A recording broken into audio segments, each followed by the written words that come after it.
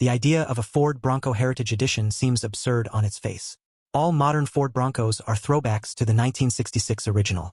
Could a retro-themed special edition be anything other than a lame marketing ploy to separate buyers from more of their money? The answer, as your eyes have probably already relayed to your brain, is yes. The Bronco Heritage isn't your typical stickers and badges special edition. It's an awesome design exercise.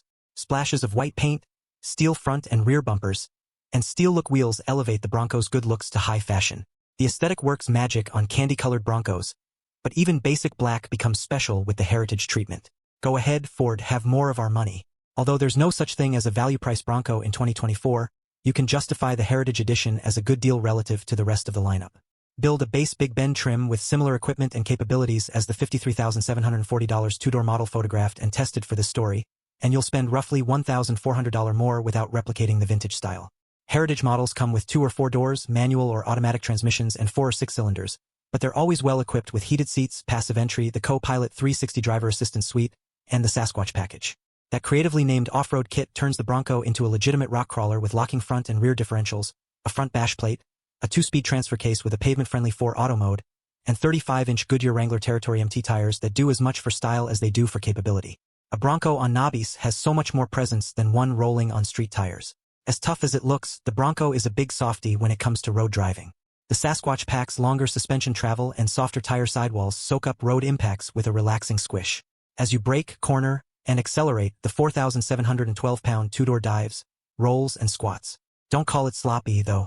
The body movements are exaggerated compared to your typical mall crawler crossover, but you quickly come to know just how much rock and roll to expect. That predictability gives you a sense of control.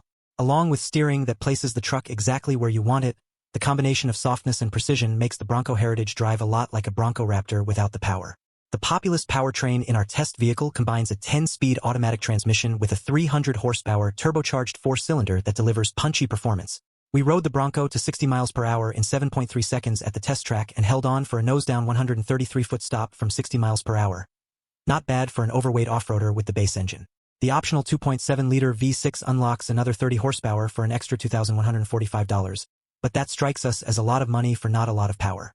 If you're assertive with the throttle, the EcoBoost 2.3-liter inline-4 has the giddy-up to feel quick in traffic. With revs and big gulps of gas, it delivers confident acceleration and a satisfyingly growly exhaust note.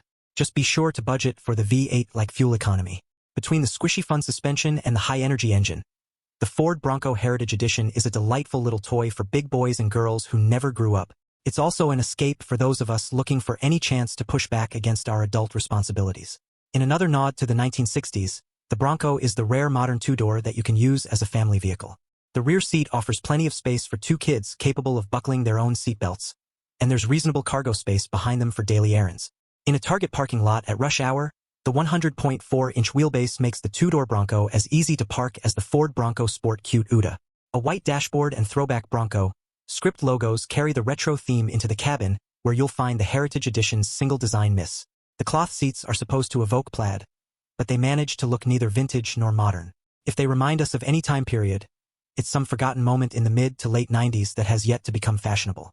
A traditional plaid pattern isn't an original idea, but it is timeless, just like the Bronco's basic shape. The Heritage Edition also does nothing to improve on the Bronco's rough edges. It's too easy to find wobbly interior panels, crude seams, and hard plastics in an SUV costing this much coin. On the plus side, wind noise around two doors hardtop is quieter than in earlier Broncos, which is impressive since 2 doors with painted roofs have an extra hole punched in the rear section to create a removable sunroof over the second row.